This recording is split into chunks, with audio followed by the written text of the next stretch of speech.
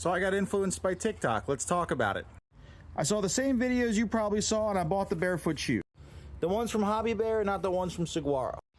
And even though I saw more videos about the Saguaro and they were actually better made videos, I still bought the Hobby Bears because of the brand.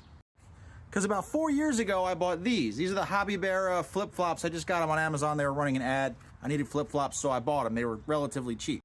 And I beat the crap out of these things for 4 years. I'll wear these pretty much every single day from when it gets nice enough out, anywhere that they'll allow me to have my toes out. And they look pretty darn new. And I expect the same thing on the shoes, and I'll tell you what, after having these things for about 2 weeks, they're as advertised. The toe box is comfortable as shit, and I can kind of wiggle. It doesn't even feel like I'm wearing any shoes down there. Now, they don't look as goofy as maybe some of the smaller sizes, because I do wear a size 11, so I've got kind of the length of my foot to make up for the width. I've seen some of them that look like freaking clown shoes, but these ones, not so much. And they're a nice cloth, so they breathe. Like, I hate leather everything. I hate leather car seats, leather shoes, leather couches. It just gets too hot and sticky.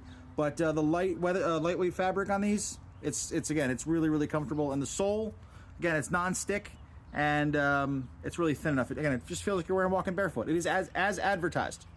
Only thing I would say is that get a size up, or half a size up if you can, because I saw a bunch of comments that they run small, and that is true. So these are actually, I think, a size 12. So I normally wear a size 11. I bought size 12s. They fit me fine. And if you want to pick up a pair, there's a button right here. Or don't. It's fine. It's up to you.